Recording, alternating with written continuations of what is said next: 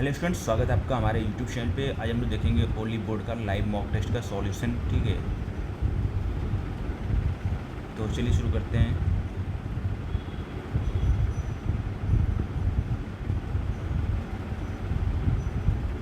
देखो, कह रहा है कि एक व्यक्ति अपनी मासिक आय का 60% खर्चा करता है। ठीक है, व्यक्ति की मासिक आय में 20% की वृद्धि होती है और उसके व्यय में है 25% की कमी होती है, तो उसकी बचत में प्रतिशत वृद्धि क्या होगी। देखो, अगर हम लोग पहले मान लें कि अगर वो 100 रुपये कमा रहा था तो 60 खर्चा कर रहा था, तो 40 क्या कर रहा था। ठीक है, एक्सपेंडिचर था। ठीक है, 40 क्या कर रहा था, वो बचा रहा था।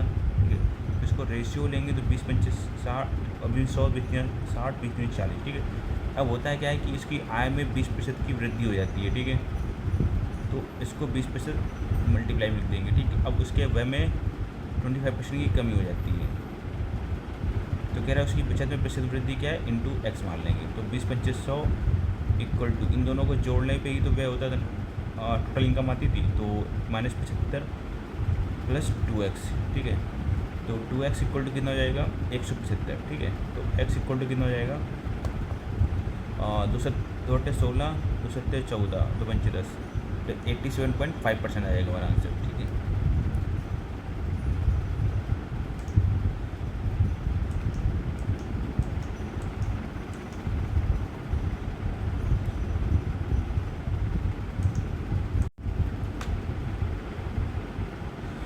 अगला क्वेश्चन देख लेते हैं। क्वेश्चन नंबर 2 है। ठीक है, क्वेश्चन नंबर 2 क्या कह रहा है,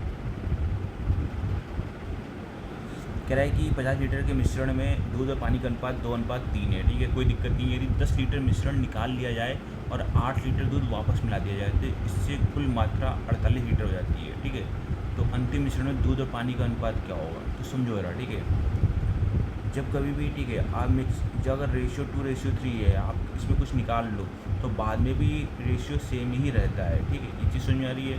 तो अगर पहले 50 लीटर था, उसमें 2:3 में दूध और पानी था, जो 10 लीटर या 20 लीटर निकलेगा उसके बाद भी दूध और पानी का अनुपात 2:3 ही रहेगा। तो समझना रहा, 50 में से 10 निकाल लिया तो कितना बचेगा, 40। तो 40 में भी अनुपात 2:3 ही रहेगा। ठीक है, तो अब 40 को फाइंड कर लेते हैं।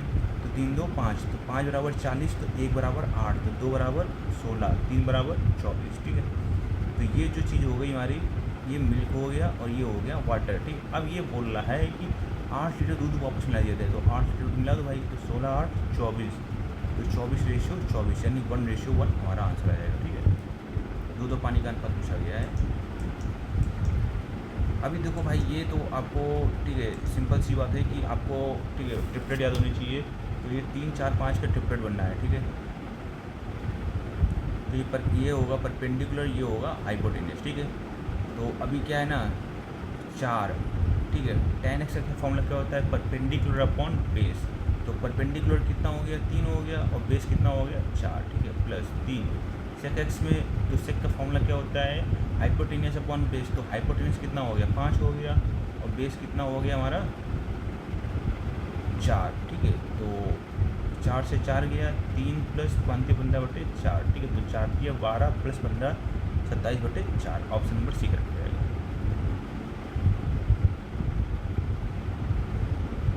अब देखो ट्राइंग क्वेश्चन नंबर 5 क्या कह रहा है, देख लेते हैं इसको। अगला क्वेश्चन हो, ये कह रहा है एक ट्राइंगल एक्स वाई जेड में। ठीक है,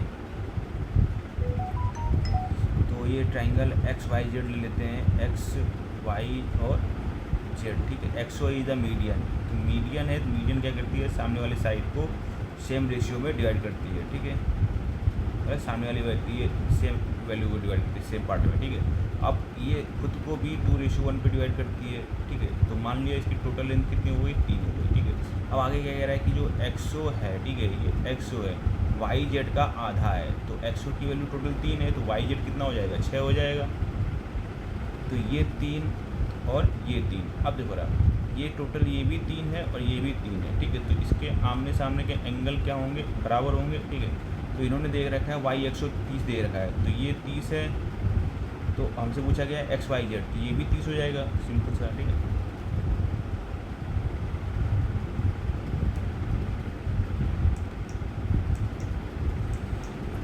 देखो अभी ये क्या कह रहा है कि 6 सेंटीमीटर त्रिज्या वाले एक अर्धगोले को समान त्रिज्या और 10 सेंटीमीटर ऊंचाई वाले एक, ठीक है,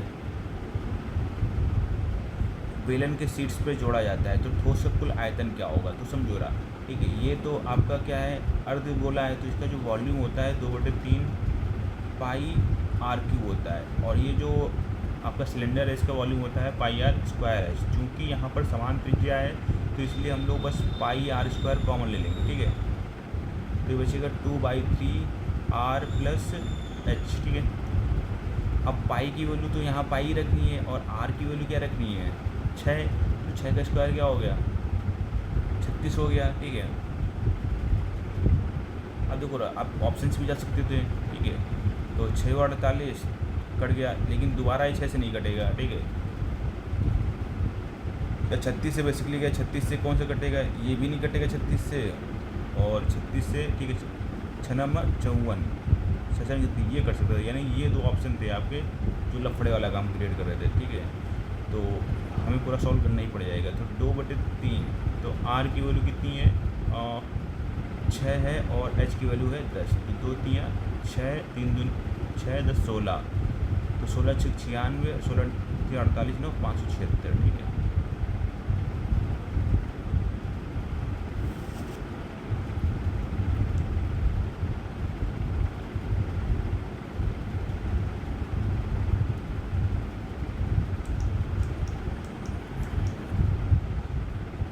अगला क्वेश्चन देख लेते हैं। कह रहा है एक वृत्ताकार बगीचा 4 मीटर चौड़े रास्ते से घिरा हुआ है, यदि कुल क्षेत्रफल मूल क्षेत्रफल 2.25 गुना है तो बगीचे की त्रिज्या क्या है। देखो भाई, आपको पता है, क्या पता है, जो एरिया होता है वो आर स्क्वायर के ठीक है बराबर होता है। अब मूल क्षेत्रफल का देखो 2.25 गुना हो जाता है कुल क्षेत्रफल। ठीक है, मूल क्षेत्रफल का तो हो रहा, तो 2.25 गुना हो रहा है, तो इसका मतलब बटे में 1 होगा। ठीक है, R1/R2 का होल स्क्वायर। ठीक है, अब इसके बटे में 100 आ जाएगा। ठीक है, 25 नहीं है 225, 25 है तो 100, तो R1 और R2 का रेशियो आ जाएगा 3:2। ठीक है, तो इनके बीच का डिफरेंस 1 का है, तो 1 वाली वैल्यू तो ये 4 मीटर चौड़ा रास्ता होगा, क्योंकि यही तो इनके बीच का डिफरेंस होगा। ठीक है, छोटी त्रिज्या और बड़ी त्रिज्या में डिफरेंस क्या होगा, ये चीज़ होगी। ठीक है, तो 1 मीटर की वैल्यू कितनी हो गई 4, हमसे पूछा गया बगीचे की त्रिज्या। ठीक है, तो बगीचे की त्रिज्या कितनी हुई 4 दूनी 8 मीटर। समझ में आ गया आपको।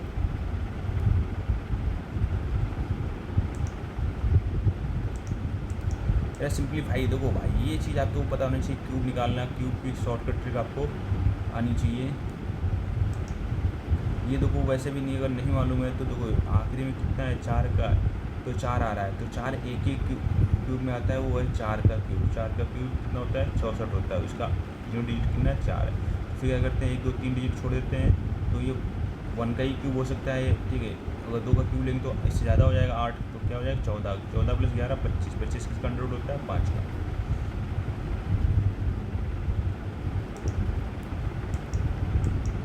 अब ये देखो भाई, कह रहा है कि ए बी और सी ने ठीक है क्रमशः 60,000 80,000 और 20,000 का निवेश करके एक व्यवसाय शुरू किया। 4 महीने बाद ए ने अपनी आधी पूंजी निकाल ली। ठीक है, अब जबकि बी ने अपना निवेश 2 गुना कर दिया।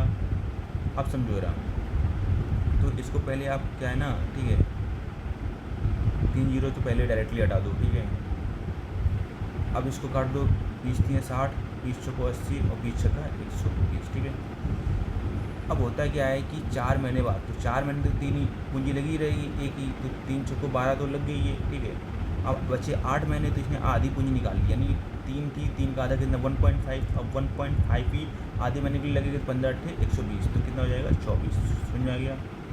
अब आगे क्या कहता है कि ठीक है बी ने अपना निवेश दोगुना कर दिया, तो बी की पहले पूंजी 4 थी, तो 4 महीने के लिए लगाया, उसने 16 हो गई, तो 4 महीने बाद क्या करता है वो दोगुना करता है, तो 8 4 का 8 कितना 4 दूनी 8।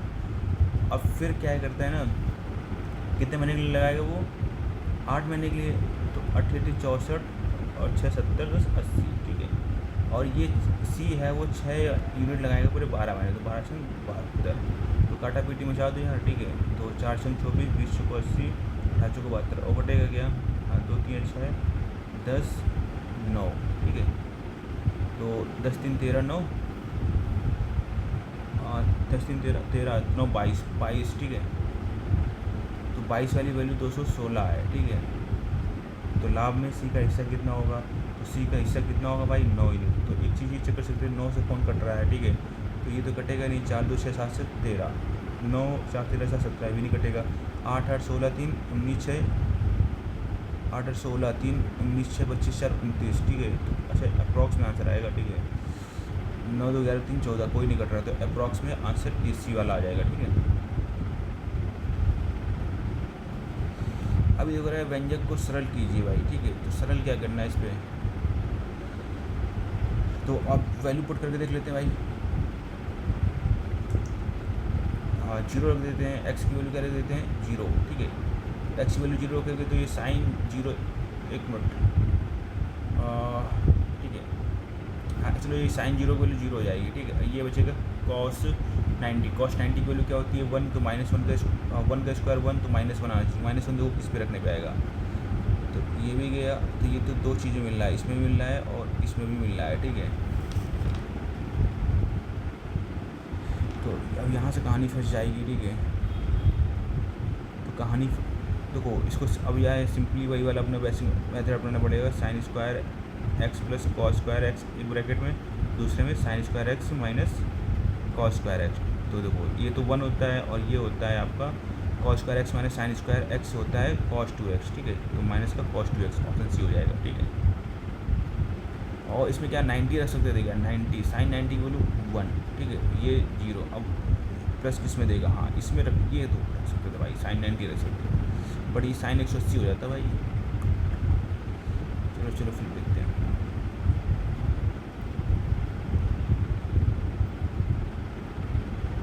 अभी देखो क्वेश्चन क्या कह रहा है, क्वेश्चन नंबर 11 भाई, देखो कह रहा है कि जब किसी वस्तु के क्रय मूल्य में पिछले क्रय मूल्य के 16/15 की वृद्धि की जाती है, ठीक है, तो पिछले क्रय मूल्य के, तो नया क्रय मूल्य क्या होगा,